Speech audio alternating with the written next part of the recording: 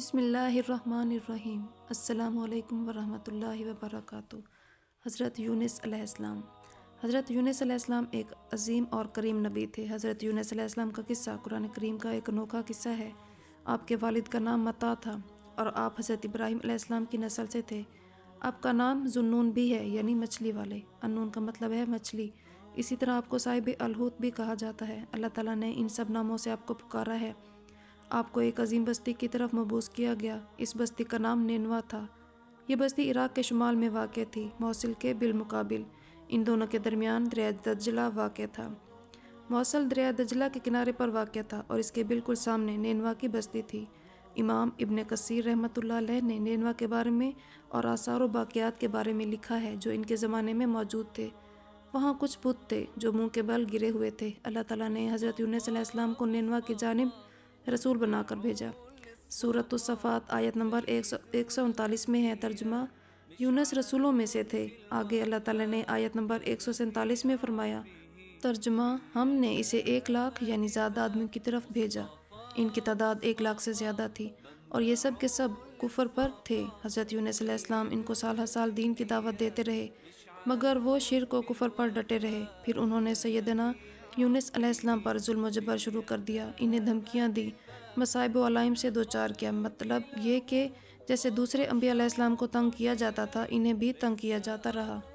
آخر جب وہ نہ مانے تو اللہ تعالیٰ نے حضرت یونس علیہ السلام کو حکم دیا کہ بستی والوں کو بتا دو کہ 3 دن کے اندر ان پر عذاب نازل ہوگا۔ آپ نے اپنی قوم کو غصے کی حالت میں عذاب سے آگاہ کیا اور غصے کی حالت میں بستی چھوڑ کر چلے گئے۔ اللہ تعالیٰ نے حضرت یونس علیہ السلام کو عذاب کے بارے میں بتایا مگر ابھی ان کو بستی چھوڑنے کی اجازت نہیں دی تھی۔ سورۃ انبیاء کے آیت نمبر 87 میں اللہ تعالیٰ فرماتے ہیں، مچھلی والے کو یاد کرو جبکہ وہ غصے سے چل دیا اور خیال کیا کہ ہم اسے نہ پکڑ سکیں گے۔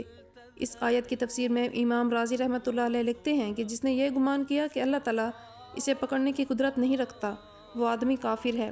سیدنا امیر معاویہ سے روایت ہے کہ انہوں نے سیدنا ابن عباس سے کہا، آج رات قرآن کریم کی چند آیات میں الجھ کر رہ گیا ہوں، مجھے کچھ سمجھ نہیں آ رہا، مجھے بس آپ ایسے نظر آتے ہیں جو مجھے ان آیات کا ترجمہ سکھا سکتے ہیں۔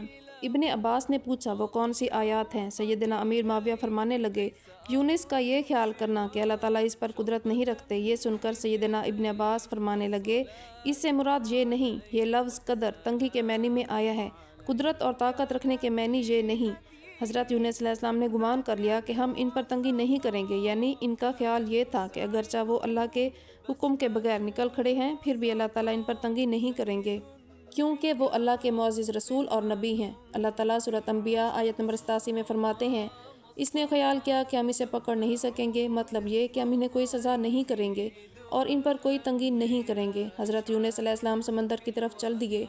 انہی دنوں عذاب الہی کے کچھ آثار نینوا بستی پر ظاہر ہونا شروع ہو گئے۔ ایک دن بہت بڑا سیاہ بادل ان کی طرف بڑھنے لگا۔ اس بادل میں آگ کے شعلے دکھائی دینے لگے۔ ان لوگوں نے یہ بادل مقرر کردہ دنوں میں پہلے ہی دن دیکھ لیا تو وہ دیکھتے ہی سمجھ گئے، جس طرح حضرت یونس علیہ السلام نے انہیں آگاہ کیا تھا، یہ عذاب ان پر نازل ہو کر رہے گا۔ اور جو عذاب حضرت لوط علیہ السلام کی قوم پر نازل ہوا تھا وہ بھی اسے اچھی طرح جانتے تھے۔ وہ بستی ان کی بستی کے قریب ہی تھی۔ وہ ڈر گئے، ان کے سردار جمع ہوئے اور کہا کہ جیسا تم سے پہلے لوگوں پر عذاب اترا کرتے تھے ویسے ہی تم پر یہ عذاب نازل ہوگا، جلدی کرو، سب جمع ہو جاؤ۔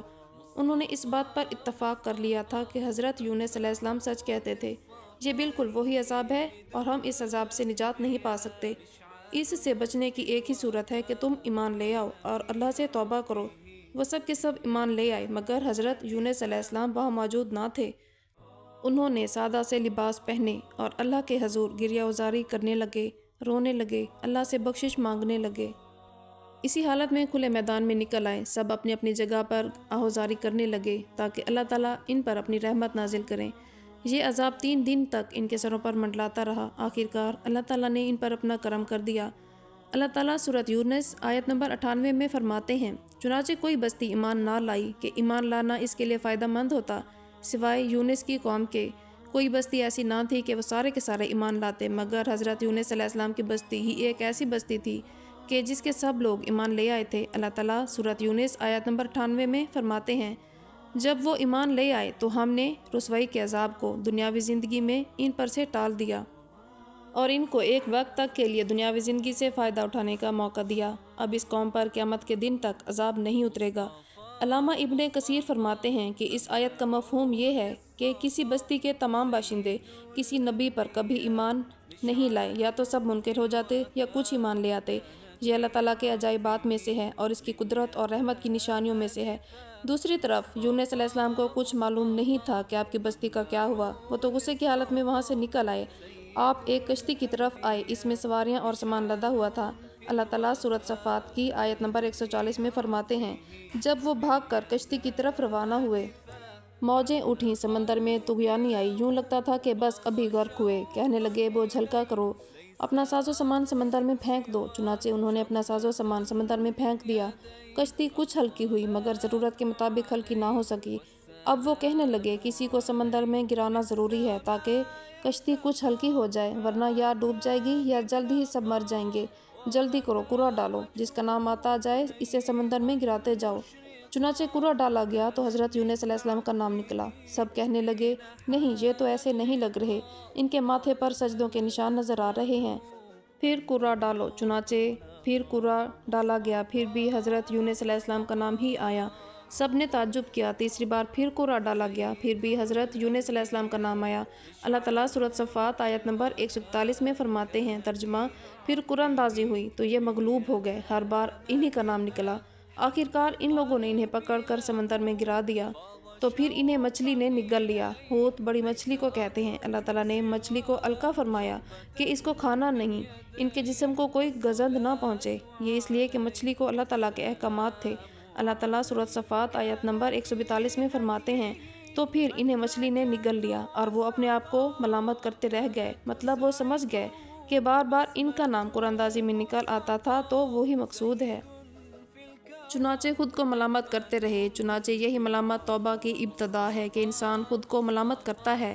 اب یونس مچھلی کے پیٹ میں تھے۔ اللہ کی قدرت، آپ مچھلی کے پیٹ میں 3 دن رہے، بعض روایات میں 7 اور زیادہ سے زیادہ 40 دن تک رہے۔ انہوں نے مچھلی کے پیٹ میں اللہ تعالیٰ کو پکارا۔ سورۃ الانبیاء آیت نمبر 87 میں اللہ تعالیٰ فرماتے ہیں، آخرکار وہ اندھیروں کے اندر سے پکار اٹھے۔ علماء نے یہاں 3 اندھیروں کا ذکر کیا ہے، مچھلی کے پیٹ کا اندھیرا، سمندر کا اندھیرا اور رات کا اندھیرا، گویا ان پر یہ سارے اندھیرے اکٹھے ہو گئے تھے۔ اللہ تعالیٰ سورۃ صفات آیت نمبر 144-45 میں فرماتے ہیں، بس اگر یہ پاکی بیان کرنے والے نہ ہوتے تو لوگوں کے اٹھائے جانے کے دن تک مچھلی کے پیٹ میں ہی رہتے۔ مطلب یہ کہ اگر آپ اللہ تعالیٰ کی تسبیح بیان نہ کرتے تو مچھلی کے پیٹ میں ہی رہتے۔ روایات میں یوں بھی آتا ہے کہ جب مچھلی آپ کو سمندر کی گہرائیوں میں لے گئی تو آپ وہاں آبی مخلوقات کی تسبیحات کی آوازیں سننے لگے، گویا اللہ تعالیٰ نے انہیں القا فرمایا کہ آپ بھی یہ تسبیحات کریں۔ سورۃ انبیاء میں اللہ تعالیٰ نے آیت نمبر 87 میں فرمایا، بالآخر وہ سمندر کے اندھیروں میں پکار اٹھا، الہی تیرے سوا کوئی معبود نہیں، تو پاک ہے، بے شک میں ظالموں میں ہو گیا۔ چنانچہ یونس علیہ السلام نے اس تسبیح کے الفاظ کو یوں ادا فرمایا، لا الہ الا انت سبحانک انی کنت من الظالمین۔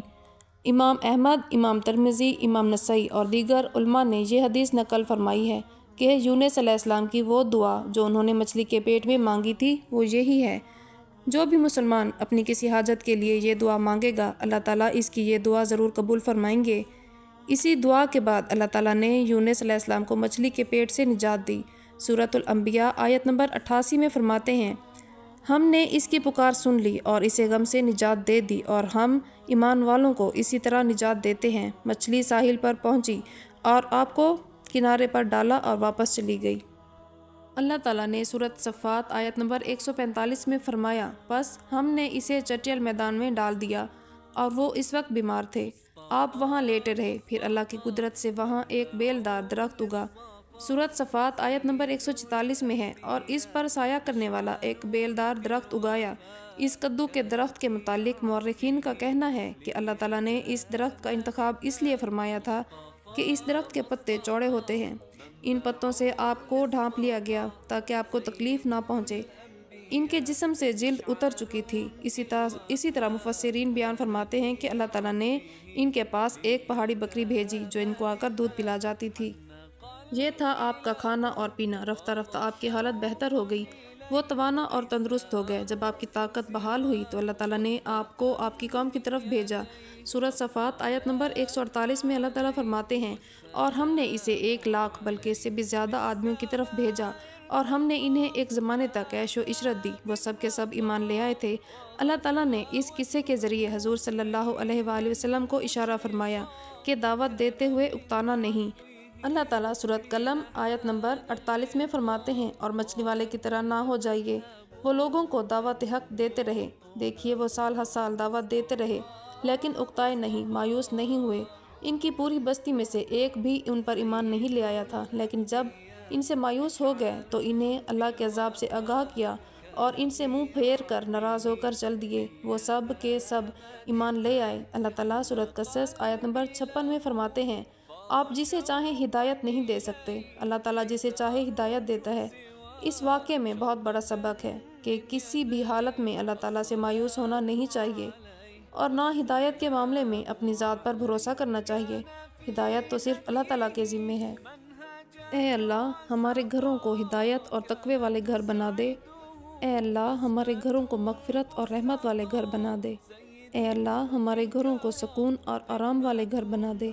اے اللہ ہمارے گھروں کو کامیابی اور فلاح والے گھر بنا دے۔ اے اللہ ہمارے گھروں کو تسبیح اور استغفار کرنے والے گھر بنا دے۔ آمین ثم آمین یا رب العالمین۔